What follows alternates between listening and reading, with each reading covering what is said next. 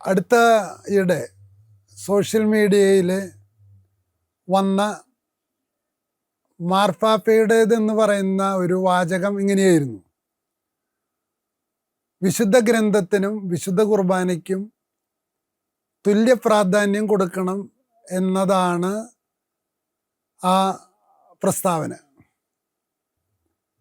അപ്പം ഞാൻ പറഞ്ഞു, ഞാൻ അതിലെഴുതി, ബലിപീഠത്തേക്കാൾ അകലം പാലിക്കണം വിശുദ്ധ ഗ്രന്ഥം. ബലിപീഠം എന്ന് പറയുന്നത് യാഥാർത്ഥ്യവും വിശുദ്ധ ഗ്രന്ഥം എന്ന് പറയുന്നത് യാഥാർത്ഥ്യത്തെക്കുറിച്ചുള്ള എഴുത്തുമാണ് എന്നാണ് ഞാൻ അതിൽ കമൻ്റ് ഇട്ടത്. കമൻ്റ് ഇട്ട ആൾക്ക് ഇത് മനസ്സിലാവണില്ല. അതുകൊണ്ടാണ് ഞാൻ ഇതിനെക്കുറിച്ച് ഒരു എപ്പിസോഡ് ചെയ്യാമെന്ന് കരുതിയത്. ഇത് ഒരു വിശുദ്ധ കുർബാനയും വിശുദ്ധ ഗ്രന്ഥവും തമ്മിലുള്ള ബന്ധത്തെക്കുറിച്ച് മാത്രമല്ല, നമ്മൾ കുട്ടികളെ പഠിപ്പിക്കുമ്പോൾ പോലും ശ്രദ്ധിക്കേണ്ട ഒരു കാര്യത്തെക്കുറിച്ച് സൂചിപ്പിക്കാനാണ് ഞാൻ ഈ എപ്പിസോഡ് ചെയ്യുന്നത്. എന്താണ് വിശുദ്ധ കുർബാനയും വിശുദ്ധ ബൈബിളും തമ്മിലുള്ള അകലം എന്താണ്? ഞാൻ എന്തുകൊണ്ടാണ് അതിന് തുല്യ പ്രാധാന്യം കൊടുക്കാത്തത് എന്നതിന് എൻ്റെ കാരണമാണ് ഞാൻ പറയുന്നത്.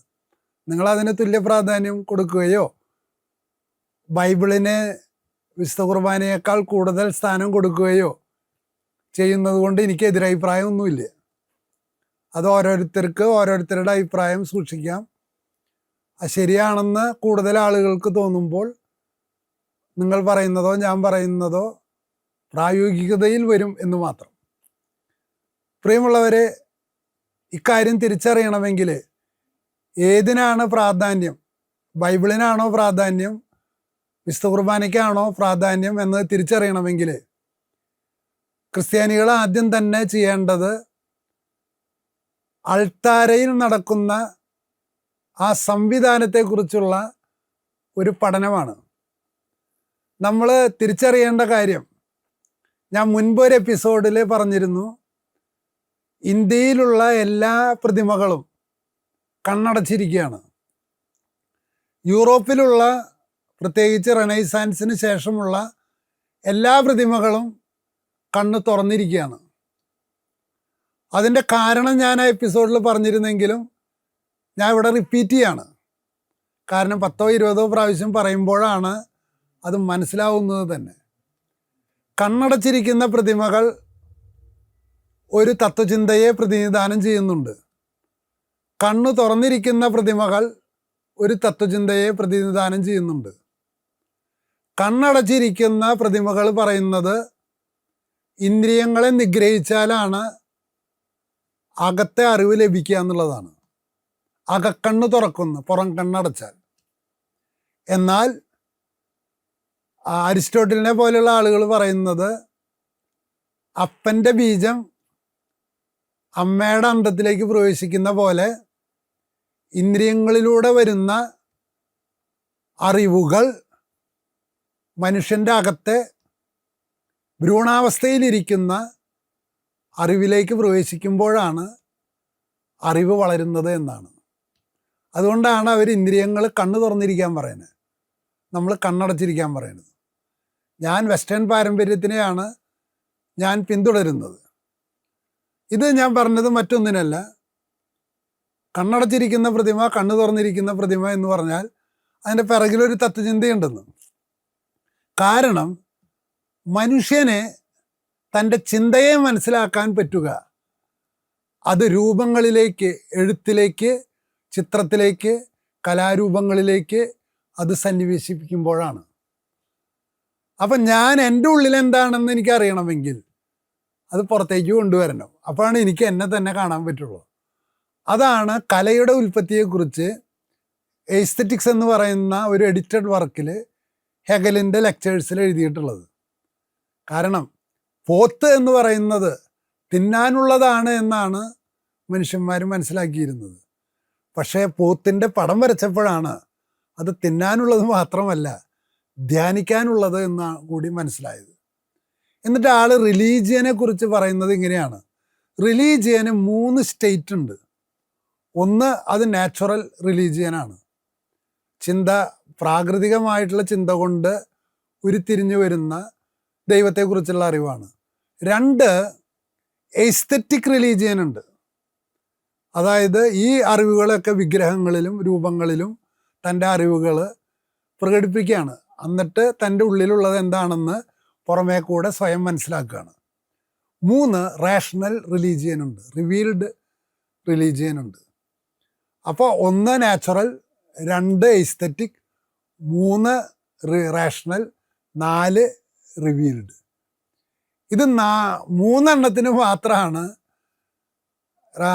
എസ്തെറ്റിക് റിലീജിയനാണ് കത്തോലിസിസം, എന്നാൽ റേഷണൽ റിലീജിയനാണ് പ്രൊട്ടസ്റ്റന്റിസം എന്നാണ് അദ്ദേഹം വാദിക്കുന്നത്.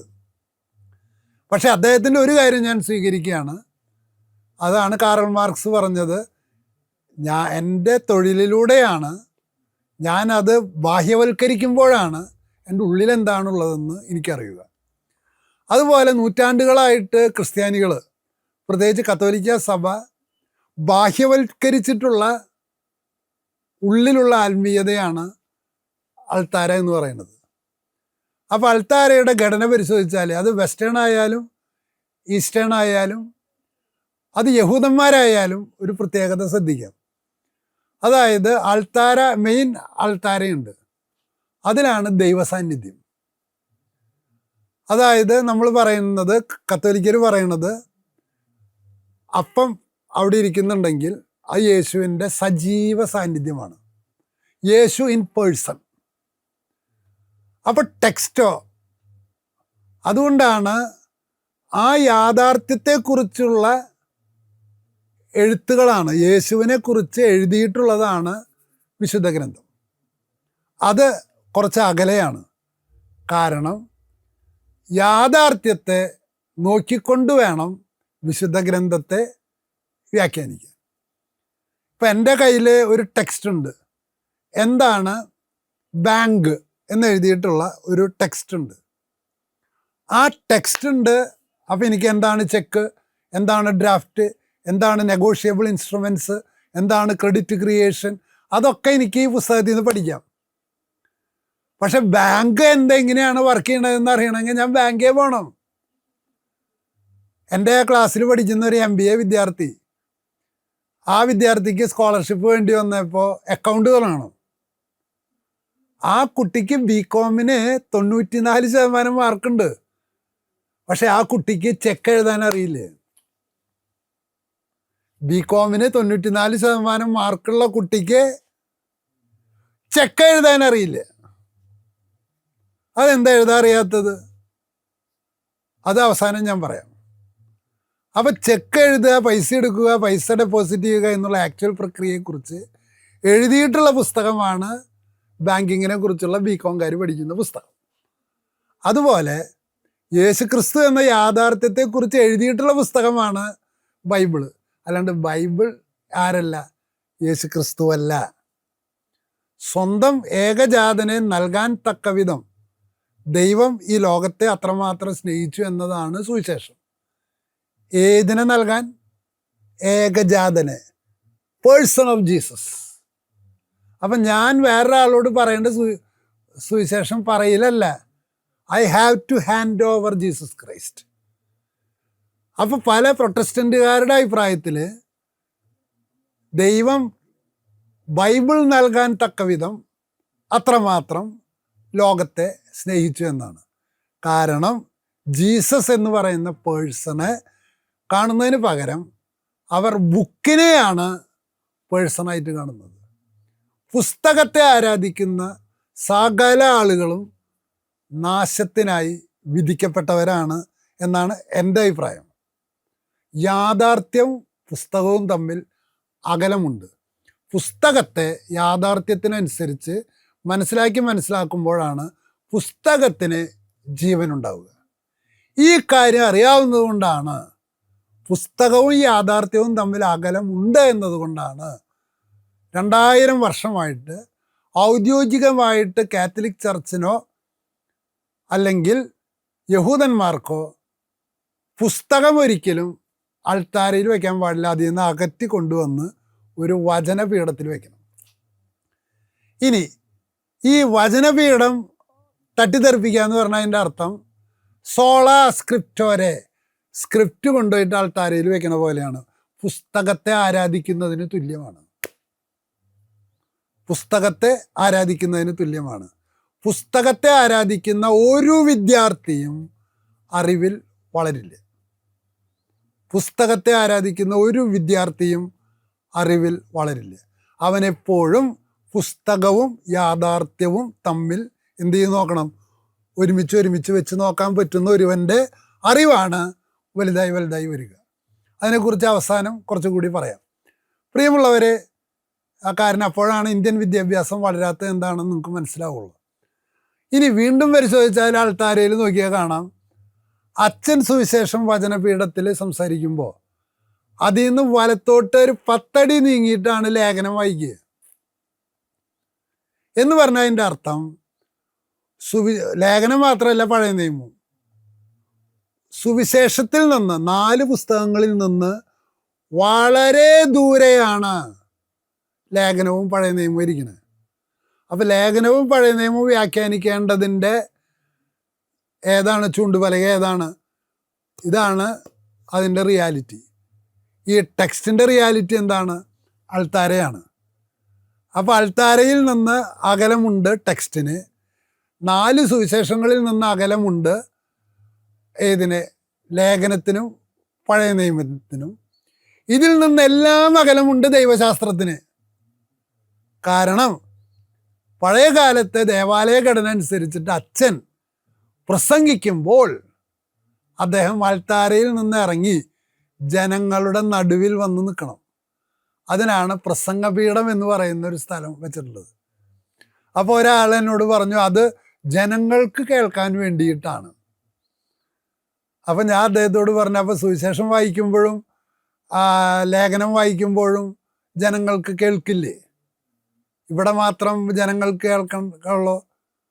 കാരണം പല ആളുകൾക്കും കാണുന്നതിൻ്റെ പിറകിൽ എന്താണെന്ന് അറിയാനുള്ള ബുദ്ധിയില്ലാത്തവരാണ് 99% ക്രിസ്ത്യാനികളും. അവരാണ് ഈ വക ചോദ്യങ്ങൾ പറയുക. അപ്പോൾ യാഥാർത്ഥ്യത്തിൽ നിന്ന് അകന്നതാണ് സുവിശേഷം, സുവിശേഷത്തിൽ നിന്ന് അകന്നതാണ് അതിൻ്റെ വ്യാഖ്യാനമായ ലേഖനങ്ങൾ. അതിൽ നിന്ന് വളരെ ദൂരം അകലെയാണ് ദൈവശാസ്ത്ര വ്യാഖ്യാനങ്ങൾ. അതുകൊണ്ട് ദൈവശാസ്ത്ര വ്യാഖ്യാനങ്ങളെക്കാൾ എപ്പോഴും ലേഖനങ്ങളുമായിട്ട് തട്ടി നോക്കണം, കമ്പയർ ചെയ്ത് നോക്കണം, കൺകോർഡൻസ് വരുത്തണം. ലേഖനങ്ങൾ സുവിശേഷവുമായി കൺകോർഡൻസ് വരുത്തണം. സുവിശേഷം ക്രിസ്തു എന്ന പേഴ്സണായിട്ട് കൺകോർഡൻസ് ഉണ്ടോ എന്ന് നോക്കണം. അപ്പോൾ ക്രിസ്തു എന്ന പേഴ്സണെ എങ്ങനെ കാണാൻ പറ്റും? കുറച്ച് കഴിഞ്ഞാൽ പറഞ്ഞുതരാം. അപ്പോൾ പ്രിയമുള്ളവർ, ഇതാണ് ഇതിൻ്റെ എസ്തെറ്റിക്സ്. അപ്പോൾ ഇതിങ്ങനെ ധ്യാനിക്കാനാണ് ഏറ്റവും വലിയത് എന്നറിയാൻ വേണ്ടിയിട്ടാണ് കണ്ണടച്ചിട്ടുള്ള വിഗ്രഹങ്ങൾ. ഇന്ദ്രിയങ്ങളെയാണ് പ്രാധാന്യം കൊടുക്കേണ്ടത് എന്നത് കാണിച്ചിട്ടാണ് കണ്ണു തുറന്ന വിഗ്രഹങ്ങൾ. അപ്പോൾ ഓരോ കലാരൂപത്തിനും ഓരോ മനുഷ്യൻ്റെ നിർമ്മിതിക്കും അവൻ്റെ ഉള്ളിലുള്ള കാഴ്ചപ്പാടിൻ്റെ എക്സ്പ്രഷനാണ്. അപ്പോൾ ചർച്ചിന് നൂറ്റാണ്ടുകളായി പഠിപ്പിക്കാനുള്ള കാര്യം ദേവാലയ ഘടനയിലൂടെ ഇത് പ്രകടിപ്പിച്ചിരിക്കുകയാണ്. ഇത് പരിശീലിക്കാത്തത് കൊണ്ടാണ് 2 തെറ്റുകൾ സംഭവിച്ചുകൊണ്ടിരിക്കുന്നത്. ഒന്നാമത്തെ തെറ്റ്, പൗലോസ്ലീഹയെ വ്യാഖ്യാനിക്കുമ്പോൾ സുവിശേഷത്തെ റഫറൻസായിട്ട് എടുക്കണം. സുവിശേഷത്തെക്കാൾ താഴ്ന്ന നിലയിൽ മാത്രമേ പൗലോസ്ലീഹനെ കാണാൻ പാടുള്ളൂ. കാരണം എന്താണ്? പൗലോസ്ലീഹയുടെ ഒരു വാചകത്തെ ചൊല്ലിയാണ് ഏറ്റവും വലിയ തർക്കം. എന്താണ്? വിശ്വാസം വഴി കൃപയാലത്രേ നാം രക്ഷ പ്രാപിക്കുന്നത്. ഉടൻ തന്നെ എഴുതി സോള ഫീദെ. ഒരു ഭീകരമായ തെറ്റാണ് അവിടെ വരുത്തി വെച്ചിട്ടുള്ളത്. അവിടെ ഭാഗികമായൊരു ശരിയുമുണ്ട്. അത് അടുത്ത എപ്പിസോഡിൽ പറയാം. വിശ്വാസം വഴി കൃപയാലാണത്രേ നാം രക്ഷ പ്രാപിക്കുന്നത്. അപ്പോൾ പൗലോസ്ലീഹ റോമക്കാർക്ക് എഴുതിയ ലേഖനത്തിൽ പറയാണ്, വളരെ ശ്രദ്ധിക്കണം, യഹൂദന്മാർ നിയമം വഴിയുള്ള നീതിക്ക് പരിശ്രമിച്ചപ്പോൾ നിയമം വഴിയുള്ള നീതിക്ക് പരിശ്രമിച്ചപ്പോൾ വിജാതിയർ വിശ്വാസം വഴി നീതി കരസ്ഥമാക്കി. നിയമം ആവശ്യമില്ല, വിശ്വാസം മതിയെന്നായി. നിയമം അനുഷ്ഠാനം വഴിയുള്ള നീതി വേണ്ടാന്ന് വെച്ച് വിശ്വാസം വഴിയുള്ള നീതി വിജാതീയർ നേടി. അപ്പോൾ ഒറ്റയടിക്ക് പ്രൊട്ടസ്റ്റൻ്റ് റവല്യൂഷണറീസ് വാദിക്കാൻ തുടങ്ങി നിയമാനുഷ്ഠാനം വഴിയുള്ള നീതി വേണ്ടെന്ന്. പക്ഷെ പ്രിയമുള്ളവർ, അങ്ങനെയാണോ പൗലോസ്ലീഹനെ വ്യാഖ്യാനിക്കേണ്ടതെന്ന് അറിയണമെങ്കിൽ നീതി എന്ന പദം സുവിശേഷത്തിൽ അനേകം പ്രാവശ്യം ഉപയോഗിക്കുന്നുണ്ട്. അതിൻ്റെ റൂട്ട് വാക്ക് എന്താ? റൈറ്റസ്നെസ് എന്നാണ്. റൈറ്റസ്നെസ്. ഞാൻ വളരെ അടുത്താണ് റൈറ്റ് എന്ന വാക്കിൻ്റെ അർത്ഥം ലോ എന്നാണെന്ന് മനസ്സിലാക്കിയത്. റൈറ്റ് എന്നത് ജർമ്മൻ വാക്കാണ്. അതിൻ്റെ ഇംഗ്ലീഷ് ട്രാൻസ്ലേഷനാണ് ലോ. ഇംഗ്ലീഷ് ഒരു ഇൻഡോ ജർമാനിക് ഭാഷയാണ്. അപ്പോൾ അതുകൊണ്ട് അവർ റൈറ്റസ്നെസ് എന്ന് പറഞ്ഞാൽ അവരുദ്ദേശിക്കുന്നത് നീതി എന്നാണ്. അപ്പം നീതി നടപ്പിലാക്കാൻ മനുഷ്യൻ കണ്ടെത്തിയിട്ടുള്ള മാർഗമാണ് എന്ത്? എല്ലാ നിയമസംഹിതയും. യേശു പ്രത്യേകം പറയുന്നുണ്ട്, റൈറ്റസ്നെസ് ആവാൻ വേണ്ടിയിട്ട്, നീതിക്ക് വേണ്ടി നിങ്ങൾ എന്ത് ചെയ്യണം? വിശക്കും ചെയ്യണം, ദാഹിക്കുകയും ചെയ്യണം. എന്തിനു വേണ്ടിയിട്ട്? നിയമമനുഷ്ഠിക്കാൻ. 2, നീതിക്ക് വേണ്ടി പീഡകൾ സഹിക്കണം. നിയമം അനുഷ്ഠിക്കാൻ വേണ്ടി നിങ്ങൾ എന്ത് ചെയ്യണം? പീഡകൾ സഹിക്കണം. എനിക്ക് കിട്ടിയിട്ടുള്ള മാർക്ക് 50%. എൻ്റെ അയൽവാസിക്ക് കിട്ടിയിട്ടുള്ള മാർക്ക് 60%. കോളേജിൽ സീറ്റിന് ചെല്ലുമ്പോൾ നീതി അനുസരിച്ചാണെങ്കിൽ 60% മാർക്കുള്ളവന് സീറ്റ് കൊടുത്തിട്ട് ഞാൻ മാറി നിൽക്കണം. എനിക്ക് സീറ്റ് കിട്ടാണ്ടാവുന്നത് വേദനയാണ്. അതാണ് നീതിക്ക് വേണ്ടി വേദന അനുഭവിക്കാൻ പറഞ്ഞാൽ. അതായത് നിയമാനുസൃതമല്ലാത്തത് ഞാൻ ഉപേക്ഷിക്കണം.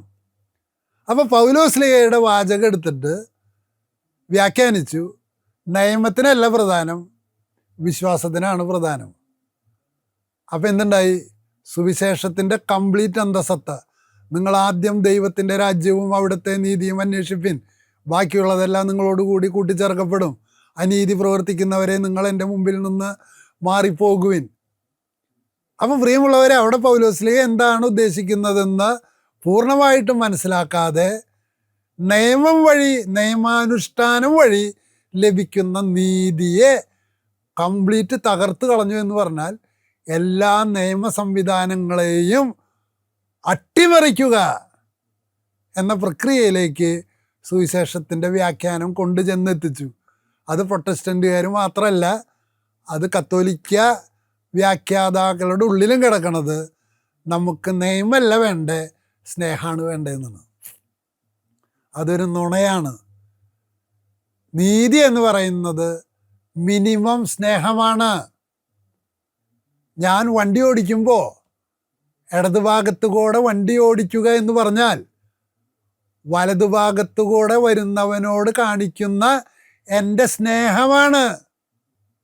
ഞാനൊരു ട്രാഫിക് ബ്ലോക്കിൽ നിൽക്കുമ്പോൾ ഹോണടിച്ച് മുമ്പിലുള്ളവനെ ശല്യപ്പെടുത്താൻ പാടില്ല എന്ന നിയമം എൻ്റെ സഹോദരനോടുള്ള എൻ്റെ സ്നേഹമാണ്. ഒരു വ്യക്തി എന്നോട് ചോദിച്ചു, സാറേ, ഇന്ത്യ അമേരിക്കയെ മറികടക്കാനുള്ള എന്തെങ്കിലും സാധ്യതയുണ്ടോ, സാമ്പത്തികമായും സാമൂഹികപരമായും? ഞാൻ പറഞ്ഞു, ഉവ്വ്. പക്ഷെ ആ സാധ്യത അറിയണമെങ്കിൽ ഒരു കാര്യം ശ്രദ്ധിച്ചാൽ മതി. ഒരാൾ വാഹനം ഓടിച്ചു പോണു, അപ്പം മുമ്പിലൂടെ ഒരാൾ റോഡ് ക്രോസ് ചെയ്യുന്നു. ഈ റോഡ് ക്രോസ് ചെയ്യുന്ന സമയത്ത് വാഹനം ഓടിക്കുന്നവൻ ബ്രേക്ക് ചവിട്ടുകയാണോ വേണ്ടത്, ഹോൺ അടിക്കുകയാണോ വേണ്ടത്? അവരനോട് സ്നേഹമുണ്ടെങ്കിൽ അവൻ ഹോൺ അടിക്കുകയല്ല ചെയ്യുക, ബ്രേക്ക് ചവിട്ടുകയാണ് ചെയ്യുക.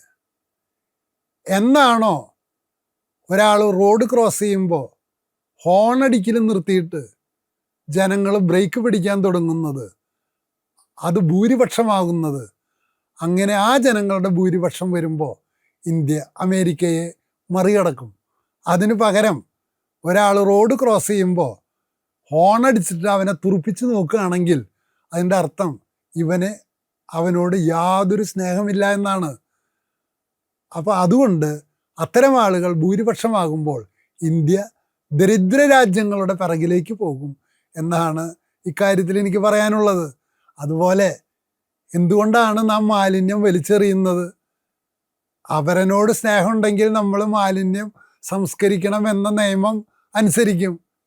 അപ്പം സ്നേഹത്തിൻ്റെ ഏറ്റവും അടിസ്ഥാന ലക്ഷണം എന്ന് പറയുന്നത് നിയമം അനുസരിക്കലാണ് എന്നതിനെ മറികടന്നുകൊണ്ടാണ് പലരും ബൈബിൾ വ്യാഖ്യാനിക്കുന്നത്. അതാണ് ക്രിസ്ത്യാനികളുടെ നാശത്തിൻ്റെ ഒന്നാമത്തെ കാരണവും. അപ്പം സ്നേഹിക്കുന്നവൻ്റെ മിനിമം സ്നേഹമാണ് നിയമാനുഷ്ഠിക്കൽ. ആ നിയമാനുഷ്ഠാനത്തെ തന്നെ നള്ളിഫൈ ചെയ്യുന്ന വിധത്തിൽ പൗലോസ്ലീഹയെ വ്യാഖ്യാനിച്ചതിൻ്റെ കാരണം ഓരോ പൗലോസ്ലീഹയുടെ ആയാലും യാക്കോബ് സ്ലീഹയുടേതായാലും പത്രോസ്ലീഹയുടെ ആയാലും യോഹന്നാൻ്റെ ആയാലും ലേഖനം വ്യാഖ്യാനിക്കുമ്പോൾ അതിൻ്റെ റെഫറൻസ് പോയിൻ്റ് സുവിശേഷമായിരിക്കണം. ഇനി സുവിശേഷത്തിൻ്റെയോ അതൊരു അകലുണ്ടെന്ന് അതിന് ആ അകൽച്ചയാണ് ഞാൻ കാണിച്ചു തന്നത്. അപ്പോൾ ഇനി ഈ സുവിശേഷം തന്നെ അറിയണമെങ്കിൽ എന്ത് വേണം? അത് ജീവിക്കണം. അപ്പോൾ അൾത്താരയിൽ കത്തോലിക്ക വിശ്വാസം അനുസരിച്ച് യേശു സന്നിഹിതനാണ്. ആ സാന്നിധ്യമാണ് സുവിശേഷത്തിൻ്റെ റെഫറൻസ് പോയിൻ്റ്. അതാണ് ഇങ്ങനെ അകറ്റി വെച്ചിട്ടുള്ളത്.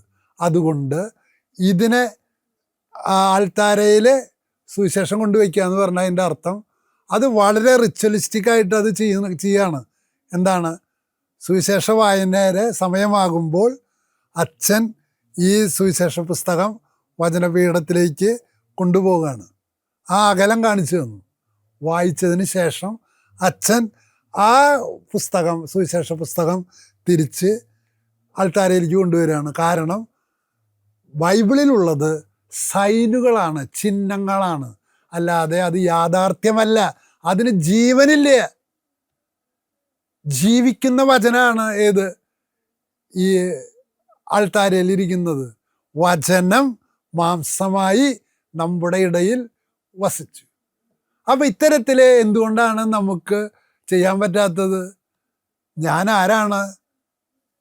യേശുവിനെ കുറിച്ച് പറയുന്നു, വചനം മാംസമായി നമ്മുടെ ഇടയിൽ വസിച്ചു.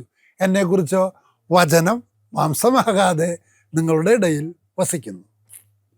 എൻ്റെ ഉള്ളിലുള്ള വചനം മാംസമാകാതെ, വചനമൊന്ന് വേറെ, പ്രയോഗമൊന്ന് വേറെ. അപ്പോൾ ലോകത്തിലുള്ള ആൾക്കാരെ നോക്കിയിട്ട് ഞാൻ പറയണത് വചനം മാംസമാകാതെ നമ്മുടെ ഇടയിൽ വസിക്കുന്നു. ആൾത്താരയിലേക്ക് യേശുവിനെ നോക്കിയിട്ട് ഞാൻ പറയണത് വചനം മാംസമായി നമ്മുടെ ഇടയിൽ വസിക്കുന്നു. അപ്പോൾ ആ ആൾത്താരയിലുള്ള യേശു എന്നിലേക്ക് വരുമ്പോൾ ഞാൻ വചനം മാംസമായി മാറുമ്പോൾ, അപ്പോൾ ആൾത്താരയിലിരിക്കുന്ന അപ്പത്തെ നോക്കിക്കൊണ്ട് പറയാണ് വചനം മാംസമായി നമ്മുടെ ഇടയിൽ വസിച്ചു. മനുഷ്യന്മാരെ നോക്കിയിട്ട് ഞാൻ പറയാണ് വചനം മാംസമാകാതെ വസിക്കുന്നു. ഉള്ളിലുള്ള വചനം എനിക്ക് പ്രവർത്തിക്കാൻ പറ്റാത്ത വിധം ഞാൻ അകന്നിരിക്കുകയാണ്. ഇത് റോമർക്ക് എഴുതിയ ലേഖനത്തിൽ പൗലോസ്ലീഹ പറയണതാണ്, ഇച്ഛിക്കുന്ന നന്മ എനിക്ക് പ്രവർത്തിക്കാൻ പറ്റുന്നില്ല എന്ന്. അപ്പം എൻ്റെ ഉള്ളിൽ എഴുതിയിട്ടുള്ള ലോ, യൂണിവേഴ്സൽ പ്രിൻസിപ്പിൾസ് എനിക്ക് മനസ്സിലാകാതിരിക്കുന്ന, എനിക്ക് പ്രവർത്തിക്കാൻ പറ്റാതിരിക്കുമ്പോൾ അതിൻ്റെ റിയാലിറ്റിയാണ് അവിടെ ആൾത്താരയിലിരിക്കുന്നത്. ഇനി ആൾത്താരയിലിരിക്കുന്നത് റിയൽ പ്രസൻസ് ആണോ എന്നെങ്ങനെ അറിയണമെങ്കിൽ ആ അപ്പം ഞാൻ ഭക്ഷിക്കുമ്പോൾ എനിക്ക് ഇച്ഛിക്കുന്ന നന്മ പ്രവർത്തിക്കാൻ പറ്റണം. അപ്പം എന്നെ നോക്കിയിട്ട് എനിക്ക് പറയാൻ പറ്റണം ഈ വചനം മാംസമായി ഇതാ വസിക്കുന്നു എന്നുവെച്ചാൽ എല്ലാ നിയമം അനുസരിക്കുന്ന ഒരുവനായി ഞാൻ മാറിയിരിക്കുന്നു. അപ്പോൾ ബൈബിളിൻ്റെ റെഫറൻസ് പോയിൻ്റ് ഞാനായി മാറും. അപ്പോൾ ഈ ഒരു ട്രാൻസ്ഫോർമേഷൻ നടക്കുന്ന ആൾക്കാർക്ക് മാത്രമേ യഥാർത്ഥത്തിൽ ബൈബിളിനെ വ്യാഖ്യാനിക്കാൻ പറ്റുള്ളൂ. അപ്പോൾ പ്രിയമുള്ളവരെ, അത് ആ ഒരു പ്രക്രിയ സംഭവിക്കാതെ, അതുകൊണ്ട് എന്നെ ചിലർ കളിയാക്കാറുണ്ട്, ഞാൻ ബൈബിൾ കൊണ്ടുപോകാതെയാണ് ബൈബിളിനെ കുറിച്ച് പ്രസംഗിക്കുക. അതിൻ്റെ ആവശ്യമില്ല. പഴയ നിയമമായാലും പുതിയ നിയമമായാലും പൗലോസ്ലീഹ ആയാലും ദൈവശാസ്ത്രം ആയാലും അതിൻ്റെ റെഫറൻസ് ബേസിക് പോയിൻ്റ് മനുഷ്യനാണ്. പക്ഷെ ആ മനുഷ്യൻ എങ്ങനെയാവണം? വചനം മാംസമായി നമ്മുടെ ഇടയിൽ വസിച്ചു. അതാണ് ആൾത്താരയിലിരിക്കുന്ന റെഫറൻസ് പോയിൻ്റ്. അത് റിയലാണ്. ആ റിയൽ പ്രസൻസ് ആണോ എന്നറിയണമെങ്കിൽ അതിന് എൻ്റെ ജീവിതത്തിന് ആ ഹോസ്റ്റിന്, ആ അപ്പത്തിനും മീനിനും എന്നെ ട്രാൻസ്ഫോം ചെയ്യാൻ പറ്റുമോ പറ്റില്ല എന്നനുസരിച്ചിട്ടാണ് എനിക്ക് അത് യാഥാർത്ഥ്യമാണെന്ന് തിരിച്ചറിയാൻ പറ്റുക. അത് യാഥാർത്ഥ്യമാണെന്ന് തിരിച്ചറിഞ്ഞില്ലെങ്കിൽ വചനപീഠം ചവിട്ടിക്കളയും. ആൾക്കാരെ റിയാലിറ്റിക്ക് പകരം ടെക്സ്റ്റിനെ പ്രതിഷ്ഠിക്കും. അതാണ് ഇന്നത്തെ ലോകത്തിന് പറ്റിയിട്ടുള്ള ഏറ്റവും വലിയ അബദ്ധം. അതാണ് ഡെറീഡ, എല്ലാ ഡീകൺസ്ട്രക്ഷനിസ്റ്റുകളും പറയുന്നത്, beyond the text no meaning, no reference point. അതാണ് ആളുകൾ ഈ വചനപീഠം ചവിട്ടി എറിഞ്ഞിട്ട് പ്രൊട്ടസ്റ്റൻ്റുകാരെ പോലെ ഈ സുവിശേഷം കൊണ്ടുപോയിട്ട് ആൾത്താരയിൽ വെച്ച് ആ അപ്പത്തിനെയും വീഞ്ഞിനെയും മറച്ചുകൊണ്ടിരിക്കുന്നത്. ഇനി പ്രിയമുള്ളവരെ, ഈ ടെക്സ്റ്റിന് ഈ പ്രാധാന്യം കൊടുത്താൽ കുട്ടികൾ നന്നാവില്ല. ഞാൻ പല രാജ്യങ്ങളിലെ വിദ്യാഭ്യാസ പ്രവർത്തകരായിട്ട് ടെലിഫോണിൽ സംസാരിക്കാറുണ്ട്. അപ്പോൾ കഴിഞ്ഞ ആഴ്ച എന്നോട് സ്വിറ്റ്സർലൻഡിൽ കുട്ടികളെ പഠിപ്പിക്കുന്ന ഒരാൾ എന്നോട് പറയാണ്, സാറേ, പാർക്കിനെ കുറിച്ച് 2ാം ക്ലാസ്സിലെ ഒരു കുട്ടിയെ പഠിപ്പിച്ചാൽ ഞങ്ങൾ ആ കുട്ടിയെ പാർക്കിലേക്ക് കൊണ്ടുപോയി എന്താണ് ഊഞ്ഞാൽ, എന്താണ് സീസോ, എന്താണ് വ്യത്യസ്ത കളിപ്പാട്ടങ്ങൾ എന്ന് റിയാലിറ്റിയിൽ കണ്ട് അവനെ ബോധ്യപ്പെടുത്തും. പോസ്റ്റ് ഓഫീസിനെ കുറിച്ചാണ് അവനെ പഠിപ്പിക്കുന്നതെങ്കിൽ ഞങ്ങൾ അവനോട് പറയും, നീ ഒരു കാർഡ് വാങ്ങൂ, അതിൽ നീ ലെറ്റർ എഴുതൂ, അത് നീ കൂട്ടുകാരനോ കൂട്ടുകാരിക്കോ അയക്കൂ, അത് പോസ്റ്റ് ഓഫീസിൽ കൊണ്ടുപോയി ഇടൂ. അപ്പോൾ ആ കുട്ടിക്ക് പോസ്റ്റ് ഓഫീസ് എന്താണെന്ന് പഠിക്കുക മാത്രമല്ല, ടെക്സ്റ്റ് മാത്രമല്ല, ആ റിയാലിറ്റി ആയിട്ട് ബന്ധപ്പെടുത്താണ്. നമ്മളെന്താ ചെയ്യണത്? കോഴി, പട്ടി, പൂച്ച, എരുമ എന്നൊക്കെ പഠിപ്പിക്കുന്നു. പല കുട്ടികളും കോഴീനെ കണ്ടിട്ടില്ലേ, പല കുട്ടികളും നെല്ല് കണ്ടിട്ടില്ലേ, പല കുട്ടികളും സിംഹത്തിനെ കണ്ടിട്ടില്ലേ. അപ്പോൾ പരമാവധി ഐറ്റത്തിന് കുട്ടികൾക്ക് പുസ്തകത്തിലുള്ളതും റിയാലിറ്റിയിലുള്ളതും ഒരുമിച്ച് കാണിച്ചു കൊടുക്കാൻ പറ്റുന്ന എസ്തെറ്റിക് രീതിയാണ് അൾത്താരയിൽ കണ്ടതെങ്കിൽ, പെഡഗോഗിക് രീതിയാണ് യൂറോപ്പിൽ. ഫിൻലൻഡ് വലിയ രാജ്യമാണ്, അവിടെ എന്താ ചെയ്യണമെന്ന് ഇവിടുത്തെ വിദ്യാഭ്യാസ മന്ത്രിക്ക് അറിയില്ലേ. ഇവരെ പുരോഗതിയിലേക്ക് നമ്മളെങ്ങനെ നയിച്ചുകൊണ്ടിരിക്കുകയാണ്. ഇതാണ് പ്രക്രിയ. ഞാൻ ചോദിക്കട്ടെ, ഈ കത്തെഴുതാൻ എന്തിനാ പഠിപ്പിക്കണേ? നിങ്ങൾ ഏത് സ്ഥാപനത്തിലെ മേലധികാരിയായി വന്നാലും അഡ്മിനിസ്ട്രേറ്റീവ് പോസ്റ്റ് ഉണ്ടെങ്കിൽ അവിടെ ചെയ്യേണ്ട ഏറ്റവും പ്രധാനപ്പെട്ട പണി എന്താണ്? പോസ്റ്റ് ഓഫീസിൽ പോയിട്ട് കത്തെഴുതലല്ലേ. ഇമെയിലാണെങ്കിലും അങ്ങനെയുള്ള കമ്മ്യൂണിക്കേഷൻ പ്രോപ്പറാക്കുക എന്നുള്ളതാണ്. അത് കുട്ടീനെ എപ്പോഴാണ് പഠിപ്പിക്കുക? 2ാം ക്ലാസ്സിൽ പഠിപ്പിക്കാം, 3ാം ക്ലാസ്സിൽ പഠിപ്പിക്കാം. എന്ത്? കത്തെഴുതാൻ. അപ്പോൾ പ്രിയമുള്ളവരെ, ഓരോ കാര്യത്തെക്കുറിച്ച് പഠിക്കുമ്പോഴും ടെക്സ്റ്റും റിയാലിറ്റിയും തമ്മിലുള്ള കൺകോർഡൻസ് അത് മെയിൻറ്റെയിൻ ചെയ്ത് രണ്ടാണെന്നും റിയാലിറ്റിയാണ് ടെക്സ്റ്റിനേക്കാൾ വലുതെന്നും പഠിപ്പിക്കാത്തത് കൊണ്ടാണ് ബികോമിന് 95% കിട്ടിയ കുട്ടിക്ക് ചെക്ക് എഴുതാനുള്ള കഴിവില്ലാതെ പോയത്. അതാണ് ഇന്നത്തെ വിദ്യാഭ്യാസത്തിൻ്റെ നാശം. അതാണ് നാശം എന്ന് പറയാതെ അച്ഛന്മാർ സ്ഥാപനം നടത്തുന്ന കാരനാണ്, ഗവൺമെൻറ് സ്ഥാപനം നടത്തിയാൽ നന്നാവും, അല്ലെങ്കിൽ സന്യാസിമാർ, കുറേ ഹിന്ദു സന്യാസിമാർ സ്ഥാപനം നടത്തിയാൽ നന്നാവും. ഇതൊക്കെ പച്ച കള്ളമാണ്. അച്ഛന്മാർ സ്ഥാപനം നടത്തിയാൽ നന്നാവണമെങ്കിൽ ഈ കൺകോർഡൻസ് തിയറി, ഇത് സെൻറ് തോമസ് അക്വിനാസ് പഠിപ്പിച്ചിട്ടുള്ളതാണ്. കൺകോർഡൻസ്, ടെക്സ്റ്റും റിയാലിറ്റിയും തമ്മിൽ കൺകോർഡൻസ് വരുമ്പോഴാണ് ആ പറയുന്ന കാര്യത്തെ സത്യം എന്ന് വിളിക്കാൻ പറ്റുള്ളൂ എന്ന്. അപ്പോൾ ആ കൺകോർഡൻസ് ഉണ്ടാവണമെങ്കിൽ ആദ്യം ഡിഫറൻസ് ഉണ്ടെന്ന് വേണം. അപ്പോൾ അൾത്താര മുതൽ പ്രായോഗിക ജീവിതം വരെ, എഡ്യൂക്കേഷണൽ പെഡഗോഗി വരെ ബന്ധപ്പെട്ട് നിൽക്കുന്ന ഒരു കാര്യമാണ് അൾത്താരയും വചനപീഠവും തമ്മിലുള്ള അകലം. ഈ അകലത്തെ പ്രൊട്ടസ്റ്റൻ്റ് മാർട്ടിൻ ലൂതർ ചവിട്ടിയെറിഞ്ഞു എന്നുണ്ടെങ്കിലും സഭയ്ക്ക് പുറത്തുള്ള ആൾക്കാർക്ക് അത് കൃത്യമായിട്ട് അറിയാം. അവരാണ് വിദ്യാഭ്യാസത്തെ വലുതാക്കി കൊണ്ടുവന്നത്. അതുകൊണ്ട് അൾത്താരയിൽ നിൽക്കുന്ന അച്ഛന്മാരെങ്കിലും ഇക്കാര്യം മനസ്സിലാക്കിക്കൊണ്ട്, അതാണ് വിദ്യാഭ്യാസത്തിൻ്റെ അടിത്തറ എന്ന് മനസ്സിലാക്കിക്കൊണ്ട്, നമ്മളുടെ കത്തോലിക്ക പേരുണ്ടായതുകൊണ്ട് വിദ്യാഭ്യാസ സ്ഥാപനം നന്നാവില്ല.